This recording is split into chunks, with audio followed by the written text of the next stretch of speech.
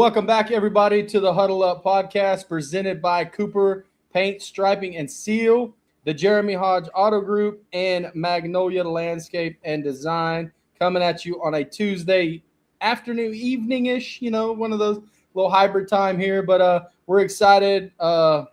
We had a good episode Saturday with our boy Waz. But DG, my co-host, what's going on, man? What's up, man? Fired up. This is sweet. All is well.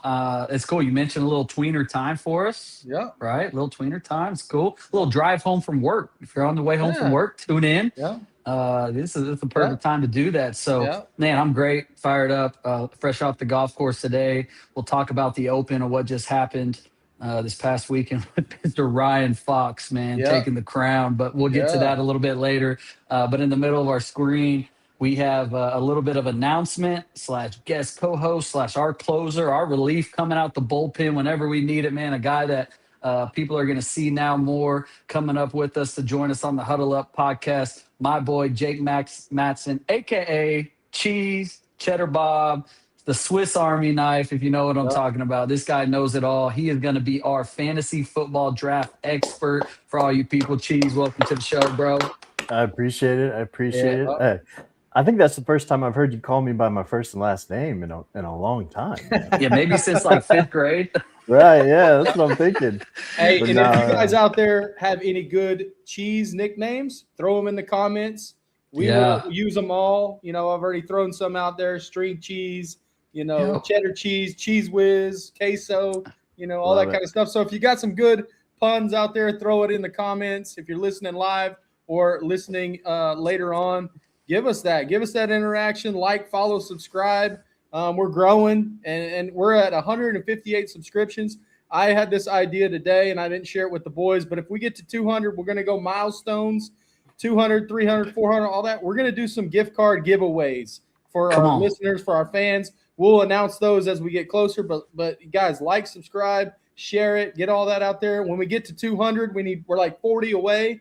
We'll do some giveaways. We'll do some different stuff like that to try to give you guys, our loyal listeners, some love out there. So we do appreciate you guys. But man, DG, let's get into some sports talk. What do we want to go? What do we want to start? Let's roll. Dude, we're in the state of Oklahoma, right? We got our guy Cheddar Bob on here, and yes, does he know everything there is to know about the fantasy football world? For sure.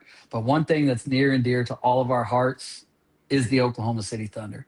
That's for damn sure, right? And I think a lot of our people that do listen, no matter if they're in surrounding states or whatever it might be, because I know some coaches in surrounding states that tune in when we have our ball talks and things like that. But they all know we're based in Oklahoma. We're trying to keep Bedlam alive. But in the middle of Bedlam is the Oklahoma City Thunder, man, where we can all come together. So the only thing we seem to agree on.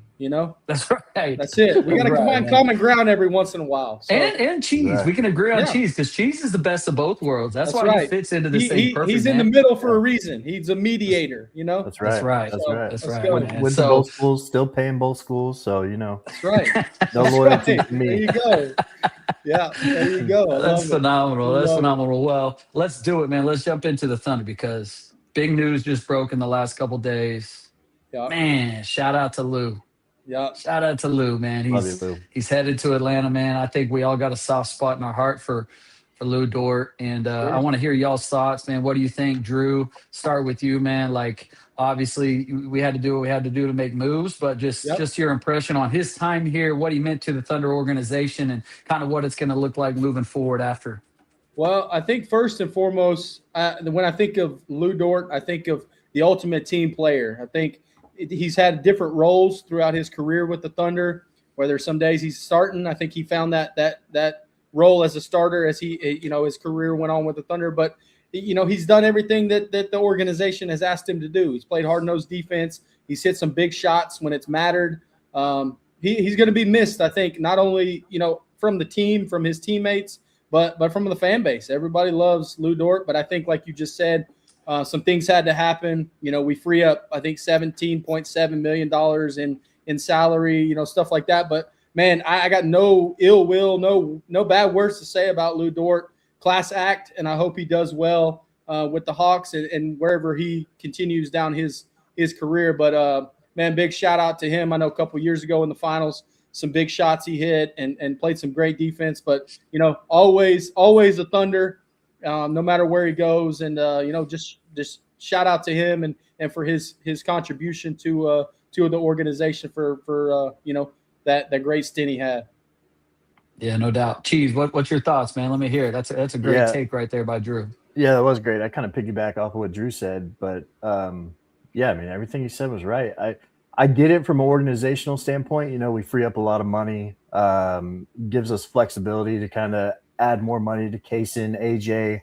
Hopefully we can keep those guys because that's going to be huge in the future. Definitely Kaysen and AJ. We need to hold on to them. Jared McCain too. So Caruso, yeah. Yep. And then just some of the deals we've been able to work. I mean, Sam Presti's a genius. Like getting Isaiah Hartenstein at $23 million a year is crazy. Like that helps us so much. And then just drafting good players like AJ Mitchell and Kaysen Wallace, like it just shows like he's top tier GM and Sam I trust. So it's sad to see Lou go, but I trust Sam with everything. And that's the saying right there. It's kind of bittersweet, I mean, because obviously we get 27 second round pick and then a couple more second round picks the future, and we built the future based on those things and what we did. But it sucks, man. It's bittersweet for sure. Yeah. And that's the thing too, David. We were talking about that. Like we lose 3 role players, like real good role players on our team, and we're still one of the favorites to win. So, I mean, that just shows you the depth that we have as an organization and like the player building we do with some of our draft picks. So, yeah, man, great stuff looking forward. But, yeah, that's sad to see Lou. Cheese, you said it, dude. You said it. In Sam, I trust. Always and forever. I mean, I would say this is a biased opinion, but it's really not because of what came out. I think it was The Athletic put it out 2-3 years ago of like front office sports organizations, and the Thunder were it. They were the top sports organization as far as front offices rank. Somebody can go fact check me on that, but I know I've seen that. That was a real article that came out. I don't know, 2, 3, 4 years ago, whatever it was. And so for that to happen in a small market, and that's all sports combined. Like that doesn't just happen for any particular reason. That's because obviously our owner puts a lot of trust in the guys right below him. Obviously Sam is at the forefront of all that. And man, the success that's happened when people think we're absolutely going to collapse, however many years ago it was. Paul George trade happens and blah, blah, blah. We're having our down years, just plug and play. So we get Carmelo Anthony in here for a little stint, right? Like people are just like, what are these guys doing? But it's always enough, man. It seems like we're always in the hunt. We were always in the playoffs. I say always, don't fact check me there. But most of the time we're in the playoffs, and then to build on what we built upon with guys like Lou. And now it seems like we have every second round draft pick for the next 20 years in our back pocket. Like the whole NBA draft is going to be like the Thunder in the second round pretty soon, right? So it's like, and who knows, we may get some more lottery picks in there too, because we've been known to pull some rabbits out of the hat with being the some lottery picks and stuff like that. But no, like I know you talked about it, but what were your thoughts as Lou Dort as a whole? I mean, through his career, just Lou Dort as a person, as a player, stuff like that. Yeah, how like you guys, what you guys put in the word is true. Okay, it's true. The one thing that stands out to me about Lou, and I heard other people say this and talk about this, but in sports, there's something to be said about defensive guys that take a backseat to the offensive stardom, right? That first and foremost takes a type of human being, a type of like unselfishness that stands alone in itself. And so, but when you as a team and as an organization don't ever have to question what guy is going to go out and guard the best player on the opposing team in the National Basketball Association, when there's no doubt of who's going to do that on night in and night out basis, and you can go in there as a head coach and put the matchups on the board, and there's no question of like selfishness. No, I have a personal burden with this guy or that or blah, blah, blah, whatever it looks like. You know who's going to match up against the top dog on the other team every single night. That says a lot. And for him to, I mean, how many times did you hear Lou Dort ever say anything post-game or caused anything outside of the program or whatever it is? My recollection of Lou Dort is the only time anything flared up is on the court in between the lines, in between the whistles, if he's standing up for a teammate, or he's just hustling his ass off and he's trying to make a play, or he's like, no, my teammate ain't about to get punked because of something that an opposing player did, and he's going to stand up for them. That's it. So, like, culture guy, team guy, Lou, man, all the love in the world, not to mention the shots you hit in last year's run, huge, man. Not only the finals, but the stretch that happened in, I think it was Game 5 against Denver. I know that was going viral on Twitter, all the social media for a while. Like, man, you could say, dude, you could say we don't win the NBA championship in 2025 without Lou. So it's hard to argue. Shout out to Lou.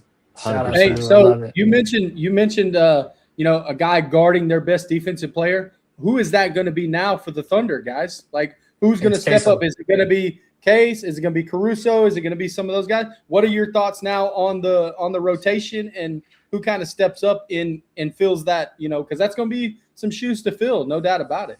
I'll say it real quick. As far as a replacing like Lou Dort in that role, it's got to be Queso, right? Queso's got to start. Okay, and shout out, no pun intended there, with cheese and queso. So I don't know. Is that your favorite player? I don't know. We'll see. But anyway, that's what I would say it's going to be. But obviously, man, I feel like with J-Dub missing a lot of time in the playoffs, I feel like he's so slept upon right now. Like, people are just sleeping on J-Dub, and it's going to be awesome to see him come. I think he's coming back next year and going to be an absolute all-star. I think he's going to be a guaranteed all-star next year. Obviously, he's got to stay healthy, but I think Queso takes that role, long story short, for Lou. Cheese, whatever your thoughts are, man, have at it. Yeah, I think if there was one guy to step up and take over the Lou role, if you will, it would be Queso. But I think it's going to be more of a team effort. Like, I mean, I think all-around team, defensively, top tier. You got Casey Wallace, Alex Caruso, like you stated. J-Dub's a great defender. Some of the best hands I've ever seen. He for sure gets steals, leads the break. And then Chet, second place in Defense Player of the Year with his paint presence and everything like that. So, and I think that's, like, for us, how we can afford to lose Dort too. Because Drew is not a Chet fan, Cheese. I am not a Chet. I wish he would have got traded instead of Lou Dort. I'll say it. I don't care. Just stop. I don't care. I'll say it. Little scrawny, like, unreliable, can't guard a big man. You're gonna have to put a little guy on a big man. Like, I'm not going there. Yeah, sorry. He left a bad taste in our mouth. That's for sure. After he's got to redeem himself in my mind. And I've not been high on Chet since the beginning, even at Gonzaga when my Duke Blue Devils punked him and Paulo Banchero punked him. So never been a big Chet fan, but I'm starting to sound like Jim Traber, so let me calm down. Yeah, I say that's a take by Drew. Chet, if you ever somehow ever hear this, that is not this side of that's not my take, bro. Hey, my takes are my own, okay? I'm not, these guys aren't responsible for me, so I'll wear it. I don't care. Hey, so, Chet likes to use the nickname Cheddar too, so I gotta ride with my guy. You can't let him steal your nickname. I mean, yeah, it's all right. I bet you can play better. I bet you can play better defense than he can. Oh, no shot. But he don't have Cheddar Bob. He ain't Cheddar Bob. He ain't Cheese. He ain't Queso. He ain't Gouda. He ain't the Swiss Army knife like you, Cheddar Bob. You know what I'm saying? That's true. I appreciate that. I appreciate that. All right, sorry. I got a little rage. Yeah, we didn't need to go on a rant there with our guy Chet. I love Chet. Hey. Yeah, you would. But he's a piece. He's a piece to the puzzle, man. I think everything that Sam Presti has in place has their own piece to it also. Sorry, Cheese, to cut you off there between us. Yeah. No, you're good. I mean, I said what I needed to say, so we're good. I do agree, though. I think your take in general, team effort to replace him is huge because J-Dub he's an all defensive type player. Queso, he led the league in steals, right? So in the regular season. So between that, AJ Mitchell too. Where does a guy? And here's another one. Where does a guy like Jay Will fit into all this? Because he's probably going to get a little more minutes, some time like that. So that's another one I'm going to be interested to see. Is his minutes going to uptick a little bit? Is he going to be able to get on the floor some more? That's a guy I really like. And so it's going to be interesting to see kind of where he fits and if his role kind of gets bigger or if he kind of keeps that same 6th, 7th guy in the rotation type situation. So. Yeah, for sure. Yeah, I, in my opinion, the type of player that Jay Will is, man, he's fit so perfectly with the Thunder. Yeah. But it's hard for me to imagine him being an NBA player in any other role than what he plays now with us. Sure. Because of just who he is, athletically, body size, all of it. But I don't want him to leave.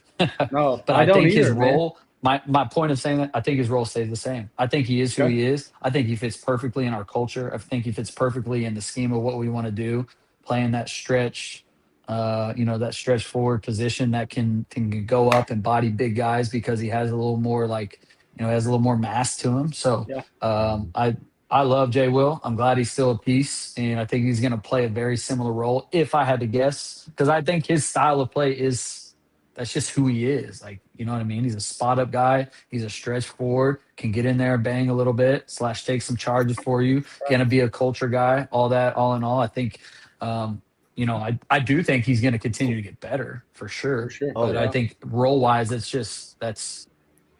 think he is who he is. That's what I was going to say right before you said that too. Every year since he's gotten drafted, even since college, he's gotten so much better. Yeah. I mean, even coming out of high school, he was a 3-star prospect, went to Arkansas. And I mean, every year he's just been getting better and better. And then with us, you see it. I mean, every year his minutes are ticking up. So yeah, I expect a lot out of Jay Will too. I think he slept on a lot. I mean, his passing is top notch. Like some of the passes he's thrown in the playoffs were ridiculous. So I love Jay Will. I'm happy to see him play more minutes. I'm excited for all of our guys, man. I love our team, so I'm ready. Let's start the season, man. Let's do it. Even before football, Hey, you did mention guys banging down low in the paint, and we have a sponsor that does some painting and stuff like that. DG, shout out Coop and what they do over there. Yeah, man. Cooper Paint, Stripe, and Seal. These guys are elite. If you need any sort of parking lot, sport court, anything of in the realm of that world, man, to get your striping needs done in the painting world, these guys will take care of you. They've been at it for 20 plus years locally. Anywhere greater Oklahoma City area, stretching out to the small towns as well. These guys, the Cooper family, they do a phenomenal job. So I can speak it firsthand. I promise you that with these guys. Great people that do a quality job's work. And when you need something done, taking care of your parking lots, whether it's a restripe or new construction, they're going to get you handled. For sure. Schools, churches, anything, anybody you need, get in touch with us. We'll get you their contact information, all that good stuff. But if you have any of that type of work, whether you're commercial, all that good stuff, they'll take care of you. They do curbs, fire lanes, all that good stuff, right? Yeah, all of it. Anything that is that needs to meet legal compliance, they're gonna everything that you need to check all the boxes to stay within state laws. That because when you're in the construction world, there's all sorts of X's and O's and I's and T's you got to dot and cross. So they're going to they know all the regulations, and they're going to make sure that they get you handled, and they're going to take care of you just like they're kind of Oklahoma proud, if you will, as far as that back home hospitality. Yes, sir. Yep. No, we have to give our sponsors the love. We'll do that here in the next segment too, as well with a couple other ones. But transitioning, going to a little golf. I know, DG, you mentioned you got off the golf course today. I played golf yesterday. We had some really good golf this last weekend at the Open Championship. Ryan Fox, first-time winner, 39 years old from New Zealand.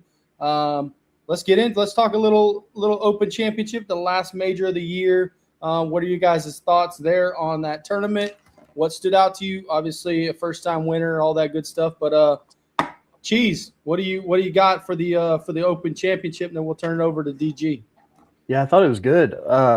One thing, I didn't know too much about Ryan Fox, so him winning kind of opened the spotlight. I like him a lot. New Zealand guy, plays fast. I love that part about him. I didn't realize how fast he plays, and it's like I love it. Scotty Scheffler's looking at his ball in the fairway. He's right behind him teeing his ball up. So I love seeing dudes are walking off the green, and he's like, "Let's go. I'm ready, hitting into you. Here we go." And afterwards, they were asking about it. He's like, "It's not that hard. I just pick a club and I go hit it. I mean, what's there to think about?" So yeah, I love that part about Ryan Fox. But yeah, I thought it was a great tournament overall. I mean, how do you guys feel about the overseas? Because that's something I kind of struggle with, where I'm like, I'm more of a night owl, so I catch like the second half of the tournament. I'm not really watching the opening rounds and stuff like that, so I miss a lot of the. Well, I think Glidden didn't sleep the whole weekend. I think he was watching it all. So, yeah. I mean, my alarm was set for 3 a.m. every day. So, golly, man, love it. That's too much for me, man. True. That's not true. That's not true. But man, it is. I would be lying if I said there's those times when I wake up like early, even when it is on the weekend. I actually get to sleep in. It's like I might wake up and go to the bathroom at like, I don't know, 5, 6 a.m. It's like, maybe I should turn it on. Yeah, I don't know. Just let's see what the leaderboard's looking like right now. It's moving day. Let's see what's happening early on this thing while the family's still asleep. So I think is really cool. As soon as you brought this up, Drew, I was like, I think we all need to start talking faster in honor of the guy that won. In honor, you said it, Cheese. Like we're not talking fast enough about this guy. I mean, it's amazing. The putt to win it. It's like they couldn't get the camera on him fast enough, and he was already like he was in his ready to go, man. Putt. Yeah. It was beautiful. I was like, this guy's like he's either super nervous or just ready to get this thing over with and is ready to go drink some cold ones to celebrate, or he's had that much confidence or didn't. I was like, I feel like the TV people damn near missed the no doubt putt to win the whole thing. They're like, is he really gonna? They were more concerned about what our boy Cam Young was doing on the driving range. I'm like, exactly. Man, let's watch the putt, man. Let's see what happens. And oh boy, dude, Cam Young, what a final round he had, and he was waiting around for a long time. Yeah, like 6 hours or something like that. Tough. Crazy. I'm like, dude, but what a week for him. Obviously, Sam Burns coming up short again. Obviously, the controversy with DeChambeau and all that stuff, and then Rory making his comments. A lot of stuff went down this weekend. What? Okay, hold up. What about? I don't know. Were you guys watching the whole final round, or like the last couple hours? I watched a good chunk of it. Yeah. So Scotty's situation. I know DeChambeau stole the show on the whole weekend, but Scotty's situation on Sunday, that was crazy to me. Yeah. Which I understand it. Rules are rules, and he took advantage of it. But Scotty's situation on 17 was nuts. Because it's hard for me to fathom like the fact that if we're out there playing with our boys, like, that ain't flying. So free relief. I don't know. Yeah, that was because of the temporary structure or whatever. Yeah, temporary structure. You get free relief. Yeah. It's like, man, it was like Phil back in the day, dude. Phil knew every nuance of the rules and took advantage of them. Like he's like, hey, cart path here, and then he found himself like the ball's on the green. I'm like, how the world is the ball on the green? And you just, and I'm like, yeah, it's crazy. Yeah, that was interesting. And then I go back to Cam Young, the bunker shot he hit, and then Fox, his bunker shot missed the lip by like 2 inches, and then Young's hit the lip, and so it was a difference literally in the tournament in almost the same exact bunker. So that was crazy. That's crazy. That was crazy. That was crazy. That's what I'm realizing too about PGA. I play a lot of golf, and I'm starting to realize I don't know the rules. Yeah. Like there's some rules where I'm like, what? They change. I'm serious. They seemingly change on like a day-to-day basis. It's crazy. Yeah, it is crazy. It is crazy. Hey, how about this though? Our boy wins the tournament, Fox, then flies commercial, has the claret jug up in the overhead bin in a case. What about that? That's awesome. Isn't that awesome? I did not know that. Yeah, so there's a video of him getting on there. He's putting the case up in the overhead bin, and he's like, "Let's get awesome. Let's go home." Man of the people. Yeah.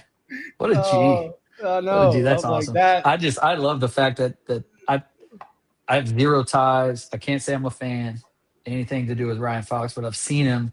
I've really noticed him this past year. And the fact that this guy won it and he gets up there and hits the ball as fast as he does, like, you can do whatever, but the fact that that's how you play the game when everybody's kind of going the opposite direction on tour of playing so much slower, hats off to him, man. I got to give him my kudos. So that was cool to see, man. That was cool to see. Here's another kudos for you guys, you OSU guys. How about Ricky Fowler, top 20? Finished top 20, 3 under through the tournament. Got him another good check. And, Ricky's kind of, hanging around still, doing his thing. I thought that was a great job the way he finished there. And I know some other guys didn't make the cut, and everything like that. But yeah, I watched a little bit of Ricky's early round and stuff like that. Man, I was excited to see him, finish. Do you up there in know the top where's he at in the FedEx points? Let Does me it say that what you have pulled up? Let's do it.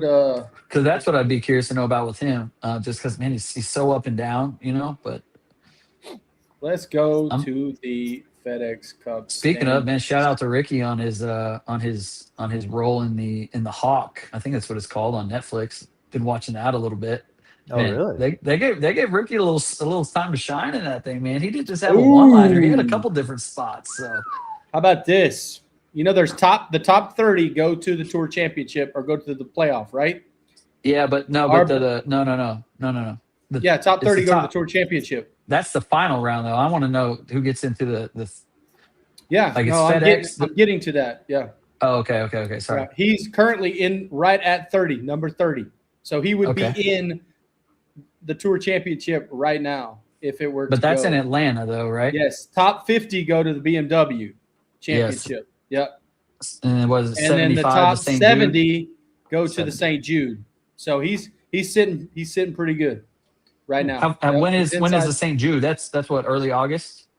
St. Jude is coming up. I believe it's late August or mid-August, something like that. I think it's usually like second or third weekend in August. Yeah. I just remember it's always hot when they play there. Man. Well, and you've probably been a couple times, right, Glid? Well, I haven't been to that actual tournament. I've been to the course. I've played the course. Yeah. And I've been in Memphis in August, and man, the fact that those dudes walked that course 4 days straight. 13th through the 16th. More than that. Oh, brutal. Yeah. So second week basically. Yep. Yeah. So yeah, that's brutal, man. Like, yeah. So he's right. He's chugging along, man. If the Tour Championship happened today, he would be in it. So big time. That's good to know. Top 30, man. Go ahead. Top 30, right? Ahead, sitting at 30 right now. So that's good. Love it. And then our boy Hovland is at 22nd. So there's you another guy. Shout out Oak Tree National. And then right now, obviously, Scotty is leading the field, but Matt Fitzpatrick, Cam Young, Wyndham Clark, Chris Goddard, Boomer Sooner. Let's go. Number 5 on the list. So the jerk. Oh, where's Sam Stevens at on that list? Sam Stevens is got to be like top 50, right? He's at. I don't know. Let's see where he's at. Sam Stevens. No, he's not in the top 50. 53. No. 53. Okay. You got some work just to outside the cut. Well, he's still in the 75 though, so he's good. Yep. So the top he's going 70. Right now. I say right now he's going to Memphis. That's what counts. As long as you get to Memphis, then you have a chance to get in. Yeah, top 70 go. Another poke. Jordan Spieth. Right. Jordan Spieth's 55th. So struggling, but yeah. Switch gears, boys, with another sponsor, the Jeremy Hodge Auto Group in Ardmore. 3 dealerships to choose from: Chevy, GMC, Toyota of Ardmore, and Honda of Ardmore. 3 great dealerships to choose from. Whether you're looking for new, pre-owned, brand new, used truck, car, SUV, Hodge has it. Go down there and check them out, and let them know the Huddle Up podcast sent you down there. They got some great stuff. I'm probably going to be trading in my truck here pretty soon, and that's where I'll be heading. So shout out to the guys down there at the Jeremy Hodge Auto Group and those 3 dealerships. So college football, guys, it is end of July, coming up on the end of July. Camp's right around the corner. I know high school is right around the corner. We've had some media days already. Big 12 media day was last week. ACC, Big 10, all that, who cares? SEC this week. Whatever. Nobody cares about all that stuff. If you're around here, you're either SEC or Big 12. Nothing else matters, whatever.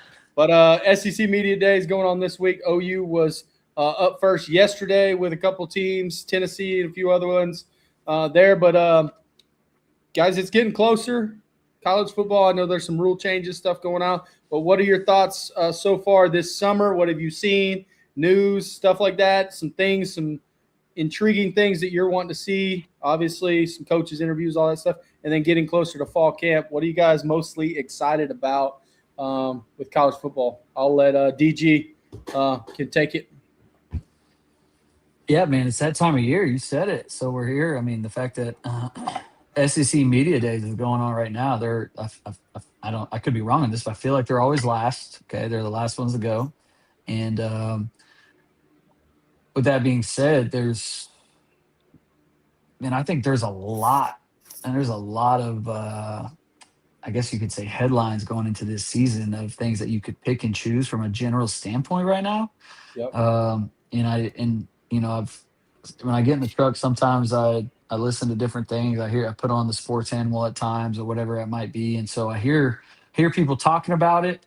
But staying close to home here, man, there's some just the topics down in Norman, the topics in Stillwater. There's some really good things to touch on and just lock in with both of those teams. I know myself, man, I'm intrigued to see what Ben Arbuckle does on offense this year with John Mateer taking the reins for a second year in a row. Is obviously a super experienced quarterback. I think they do some interesting things on offense, and just to see how the whole season is going to play out with them in the SEC. There's no easy schedule ever. So to see what's going to happen with them, having a guy that's as experienced as their quarterback is, getting a year under his belt in the SEC, and then the defense. I think there's, I've heard different things about the defense, but I think they feel solid about it. And when Brent Venables is, when he's the head of your defense making things happen, I think people ultimately are going to have quite a bit of confidence in that, regardless of the experience that's there to come or not. So I know that might be, Drew, that might be surprising for you to hear me talk about them in that state, but it's a fact. I really am. I am curious because I think Coach Arbuckle does a phenomenal job on, his scheme and stuff, even though he's playing in a tough league. So I know people might have their thoughts about the way things transpired last year, but there was a lot of, well, everybody talks about players that go along with that. So, well, everybody talks about players having to acclimate from a different conference coming into the SEC. First time coordinator in the SEC, you're going to have to do adjustments and things like that. I think he learned a lot from what happened last year and stuff like that. And I look for him to bounce back. I know they got some a lot of portal heavy offense last year with some tight ends, some receivers and things like that, offensive line, and then trying to bolster that run game a little bit. So I think you're right on track with that. Yeah, I agree. So it's going to be fun to watch, man, between them and what's going on in Stillwater. Obviously, a whole new takeover, and all, not just players, coaches. Obviously, the whole thing of what's going to happen in Stillwater. Obviously, I'm anxious to see what's going to take place there. It seems like for whatever reason that they're catching steam in the sense of people are starting to jump on and they have a sense of belief. I don't know if it was because they liked what they saw at Big 12 Media Days with Coach Morris and the other guys. But, I think anytime you really take something from scratch, regardless of what it is in sports, and you kind of start new, even though they're not completely starting new because they have familiar faces all over the place between coaches and players, there's still a lot of other guys that are trying to mix into the mold there. So I do think everybody is expecting them to make a bowl game. I hope so. I really want them to do well. And I think they will too, genuinely. When you look at the schedule, I think that's going to happen. I would love to see them win 8, 9, 10 games. It'd be phenomenal. You talk about coach of the year is the conversations that come into play if that starts happening. So with all that being said, both those guys staying close to home between Stillwater and Norman, I'm excited to watch them both this year. It's going to be an exciting year of college football with a lot of the headlines all over the country. And I'll let you kind of take it from there. But whatever, I'm excited to see the Oklahoma State. It's here. I'm excited to see the Oklahoma State Mean Green get on the field and do some stuff. Absolutely. Yeah, I think to both of y'all's point, everybody's trying to replicate what Indiana did with Kirk Cignetti coming from James Madison. So OSU is seeing Eric Morris from North Texas do what he did last year, and they're trying to just replicate that. And it's all over NCAA football. You're seeing a ton of colleges trying to do the same thing. Hire a mid-level coach, come in, bring his whole team over, hopefully make it to a national championship game. But I mean, easier said than done. Like that's kind of been going on for a while, right? So Indiana was just Kirk Cignetti is just maybe a dime a dozen. We'll see if OSU can replicate that, but yeah, I mean, I think it's good for the state of Oklahoma that there's two big time quarterbacks right now at both universities. You know, I think Drew Mestemaker's got a lot of publicity coming into OSU, big transfer.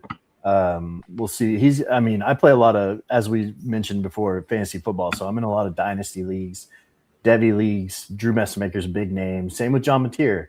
And how about that? Fantasy football in college now. I saw that. That's crazy now. It's big time, man. It is. I was gonna say that's the majority of my knowledge with these guys. Teams I don't know too well, but players I'm all over it. There you go. Yeah, like John Mateer, I'm excited to see him play this year. One guy I wanted to bring up, I don't know if you guys, I'm sure you guys have heard of him, but Jaden Baugh, running back from Florida. Yeah. That guy, I'm so excited to watch him play, dude.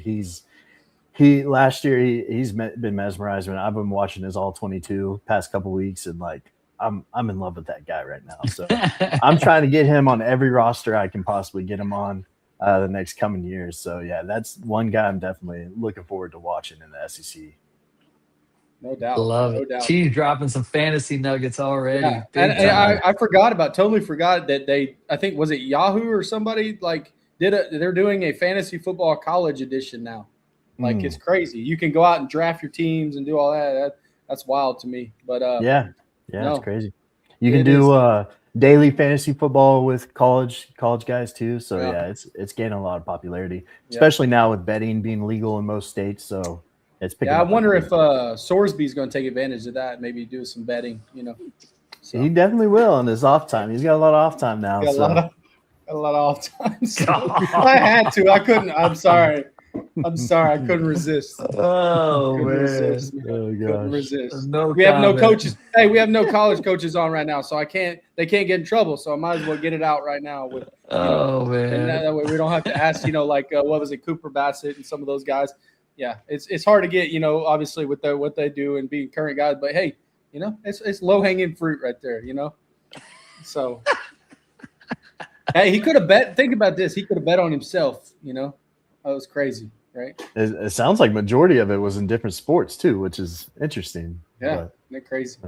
Yeah. So, man, all right. So, Drew, let's hear it, man. Let's give us your take. Cheese just talked about it, and we're going into the college I told you season, guys, man. And I'll throw it OSU's direction first and give them some love. I told you guys before we started the show tonight. I really think that they could do a complete 180 from their season last year. And everybody's like, well, complete 180 would be what, winning 2 games in conference or whatever. No, I think the bar is going to be a little higher for them. I think they could 7, 8, 9, 10. I don't know about 10, but 7, 8, 9 wins next year. I think it's, in the realm of possibility. Obviously, you've got to shake the Tulsa Golden Hurricane right off the bat, and get that monkey off your back to get that one going. But I think, they've got a favorable schedule. Obviously, they got to play Oregon at home. That'll be interesting, obviously, with them going up there to Auxin Stadium last year. But I think it could be a competitive game. It's an early matchup, just like Oklahoma's got with Michigan. And there's some early other matchups, Ohio State, Texas, a few early ones out there. I think Clemson, LSU is another early matchup. So there's a few there for some teams. But I think OSU has got the and Cheese, what you talked about, I think they're trying to replicate a little bit of Indiana. I know a lot of teams are trying to do that. And, who knows, with a guy like, Mestemaker and then a few of, Caleb Hawkins and a few of those guys, I think they've got the offense to do it. And it's not like they're coming into it's not North Texas going to the SEC or the Big Ten. I think they're making a pretty good jump. And I think they have a chance. Obviously, Texas Tech is the team to beat right there. But I think, Central Florida is going to be a good team. Houston's going to be a good team, but I think they could slide right into there, that top 4 or 5 in the conference this year. And I don't think it's crazy to say. So I'll quit talking good about Oklahoma State and flip the gears to Oklahoma. But I don't know what to make of Oklahoma. As a fan, I'm getting excited because I know the things that they've done in the offseason with the transfer portal and trying to make those additions on offense with the tight end room, new tight ends coach and Jason Witten. hired a great running backs coach in Delane McCullough, and then corners with Morgan coming from Michigan, stuff like that. So I'm excited to see what they're going to do. John Mateer's second year in the SEC, Ben Arbuckle's second year in the SEC. You got a guy like Kevin Wilson who's been experienced. I know that Arbuckle has leaned on him a lot with some of the play calling, with some of those things and everything. But the defense is going to be solid. But it is a tough schedule coming out of the gate. When you talk about at Georgia, then you got to go to the Cotton Bowl against Texas, and it just doesn't get any easier. And then you got Michigan at home or at Michigan. So it's right off the bat, we're going to find out who we are early. And so I'm not ready to make a prediction. I never really make predictions on the season, and everybody's asking me what record are we going to do. I know there's a lot of hype around us, but I know the team is hungry, and they got a bad taste in their mouth after that loss at home in the playoffs. And so I'm just excited to see them get after it and come out of the gates strong and see if the offense can develop something up front with the run game, and see if we can play some complementary football with scoring some points and kind of taking some of the load off the defense. I know the script is kind of flipped from the years past, where our offense was outscoring people, 50, 60 to, whatever. And now it's like, holy cow, our offense can't really score, but our defense is stopping people. So it's going to be interesting to see kind of where we go. So I really, I'm excited, but I'm one of those that are like, okay, wait and see what we could do. Show me results first. Maybe that's just the coaching, mindset of me, for so many years. Like, stop talking about it and go do it. And so for me, I think that's kind of where I'm at is, I want to see what we're made of. So it's a great point. A lot of great takes, man. Yeah, it's fun. It's just the fact that college football is here, and we get to see what happens. And so, it's crazy that it's here, but now, there's a lot of exciting stuff going on in this state. Hell, we talked about a lot of it on here. We started with the Thunder, and then now that's like I said, that's the middle ground to both sides, right? And now we're talking college football in between, because that's what people used to live and die by here, or used to living and dying by here, is the college football aspect of it. And so end of July is upon us, which means football is upon us, and it's going to be fun to see, man, what transpires next. So those are some great takes by y'all, man. I love hearing y'all talk about it, and like I said, I can't wait to see it. I just can't wait to watch it. What about the new rule changes that came out today with the targeting first offense? You don't miss you still get ejected, but you don't miss the first half of the next game or the second, the next, full half. And then offensive pass interference being a 10-yard penalty now as opposed to a 15-yard penalty. First off, I know, Cheese, you're new to the show. I want to get your thoughts on the targeting rule itself. What do you like, not like the new rule change? What would you change? What would you kind of, if you were the head of officiating in the NCAA, where would you do with the targeting rule? And then obviously the offensive pass interference. We'll let our resident wide receiver get his take on the offensive pass interference. Yeah, wow, that's a tough question. As far I feel like the targeting rule, I kind of don't understand it fully. It seems very subjective. Like I don't know. I don't know. Sometimes I watch and I'm like, okay, that was obviously targeting. But then sometimes it's like, okay, what are we doing here? But that's literally what every person in America thinks, bro. Like, yeah, you're exactly right. We all experience that. It's a great answer. Yeah, it's like, what are we doing here? But I do like how you don't get suspended for the next game. I think that's big. That's big for sure. Because if you're a one-time offender, now if you're a repeat offender, I don't know how that works either. That's kind of confusing. Like, what do they just get over there and just tally your targets? And they're like, oh no, that's your second one. Right. So, they do. Right. They tally them. They keep track. Yeah. But tell me, here's one for you. You ready for this? How many times has there been a 3-time offender? So what you said, right, to miss a full game following. How many times in the last 5 years has there been a 3-time offender in college football, in Division I college football? It's a great question. I have no idea. How many? 0. Where's the 0 at? 0. There it is. 0. Hasn't 0. happened. So they have reason for putting that rule in place, and so they're not trying to make people kick people out of games, but they're trying to obviously. I think they're doing a good job of a little give and take, right? And so shout out to I heard that earlier on the radio of somebody talking about that number was not founded by me, but it was founded by a very credible source on the way home today, listening to the radio. So hasn't happened at all of a 3-time offender in one season in the last 5 seasons of college football, not in Division I at least. And so, I think that they didn't say how many times a 2-time offender has happened, but for somebody not to miss any game time in the following game after a first-time offense, I think I do like that. Now, I'm not one to, honestly, I'm not one to comment on rules in general, so sorry, but even the 10 yards per offensive pass interference, to be honest, I don't give a damn. It is like, I don't feel like personally, there's times you see OPI that should happen and that is never called. And as a receiver guy, that sounds crazy to say, but I think that's the reality. So maybe that means they'll call it more now. Is that the reason they put it? That's what I was thinking. I'm like, okay, why would you but change the rule? Are you going to is that more of a point of emphasis for officials this year, or I don't know. So that was interesting. I understand the target change, but I was like, man, I was kind of, I was like, what are they going to do? They're going to be more emphasized, like the knee pads in high school football. I'm like, come on, dude.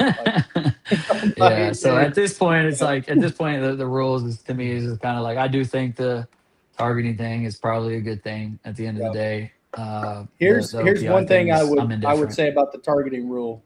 We need to have like Cheese said, we need to have a black and white to the rule. Like, too much interpretation is the rule. And I think they should go to more of an NBA type of where they do technical fouls, a flagrant 1, a flagrant 2, because I think you can tell the difference in if there's a malicious intent or if it's just a guy is running full speed and he can't stop and he runs into somebody. So I think flagrant 1, flagrant 2 type of situation, because there's certain times where it does warrant a more of aggressive type of call or anything like that, because more often than not, guys are running full speed. And Glid, you played it at the D1 level. You mean to tell me you're gonna tell a guy he's got to go full speed and then all of a sudden he's got to come off his track and not try to hit the guy? I'll just say I think it's a little bullshit. So but that's just me. I think they should go to maybe a flagrant 1, flagrant 2 type of situation there, because more often than not, you can tell when a guy is going out there trying to hurt somebody. So that's a good thought. Yeah. Yep. We'll see what happens. See if they actually what would you call it? Enforce that this season of those things, and how I am. So we'll see what happens. The OPI thing. I hope it's not just go crazy with it. But it is what it is. So, man, as we wrap this thing up, I do want to say this, and I'll take a second. Drew, to your point, shout out our third sponsor, Magnolia Landscape and Design. Anything.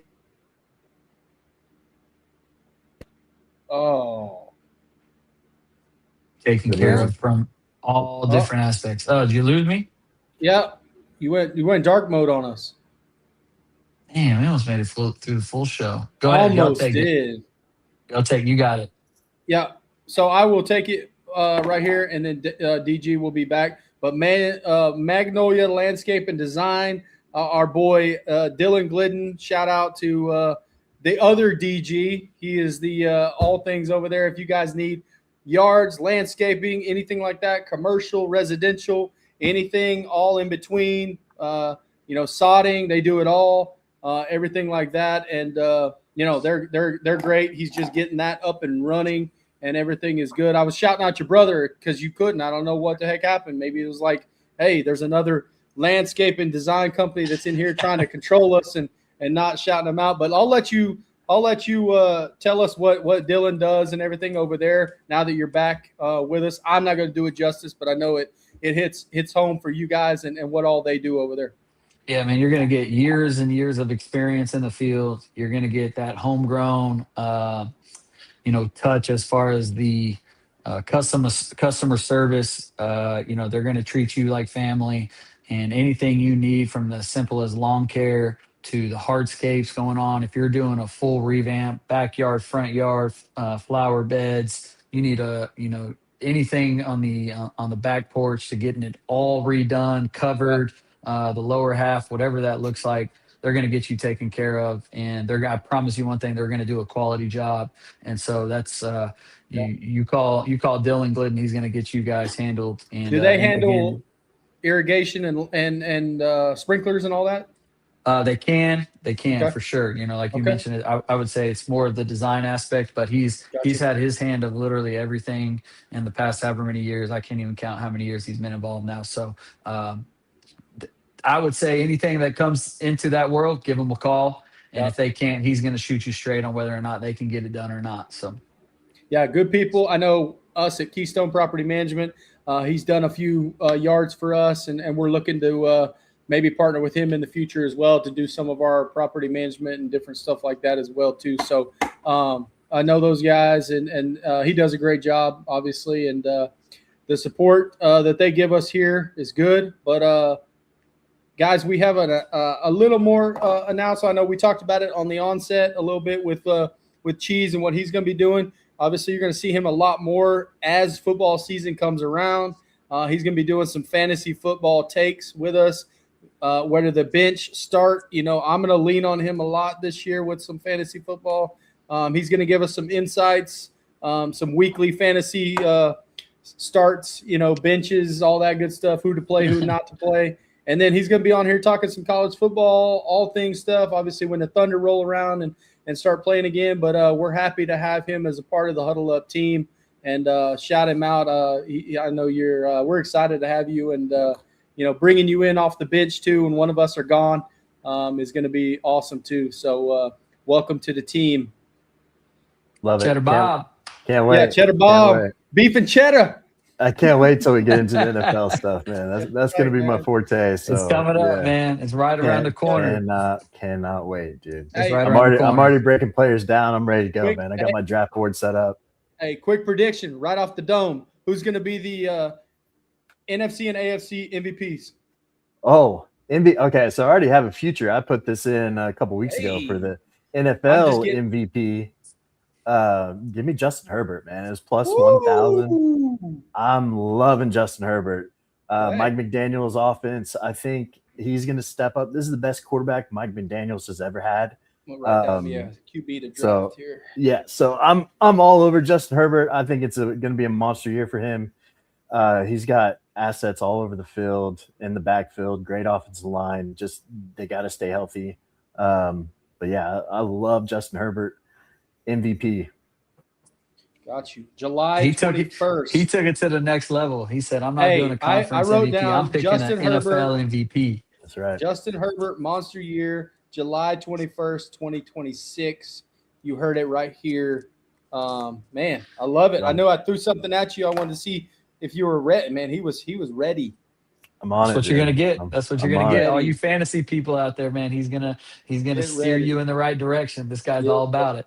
8 different leagues. Yeah, don't tell my wife that, but yeah, hopefully she doesn't watch it. Well, hopefully she's not watching or listening now, but we'll tell her where to find us, and then you tell her not to watch, but we need some subscriptions. So, that's right. Tell her to subscribe. Thumbs up and and subscribe. watch. Yeah. So, but no, we're excited as we get into the fall. I know, Glid, you're about to go on vacation, man. You're headed to the beach, man. Yeah, man. Rub it in, a little bit for us, and then we may have a pop-up episode. You never know what's going on, but we're gonna try to let DG have some family time and enjoy himself at the beach before the fall gets around and everything like that. But no, we're excited for the future and what's coming up. Obviously, we're at 100 and about 60 subscribers. We need to get to 200. We need to get to beyond. We get to 200. We're gonna do some raffles, some giveaways. And then every milestone we hit, every 100, we're going to do some more stuff like that. And then we're going to have some guests lined up. We're getting those lined up for maybe some college football previews and some high school previews coming up. we got a lot of the good stuff coming up. And then obviously with our boy Beef and Cheddar now with us on the episode. So it's going to be good, man. I'm excited. Let's go. No doubt, man. Can't wait. Cheese, welcome to the show, bro. Appreciate you. I can't wait to hear those takes coming up, man. Absolutely. The Herbert, hey, we gave you a tease already. He's got more to come. But for Cooper Paint, Stripe, and Sealing, the Jeremy Hodge Auto Group, and Magnolia Landscape and Design, we are the boys here at the Huddle Up Podcast. Like, follow, subscribe, comment, help us out. And when we get to that milestone, like I said, we're going to do some giveaways and show you guys some love. But for now, myself, David Glidden, and the newest member, String Cheese. We will see you guys on the flip side, and take care.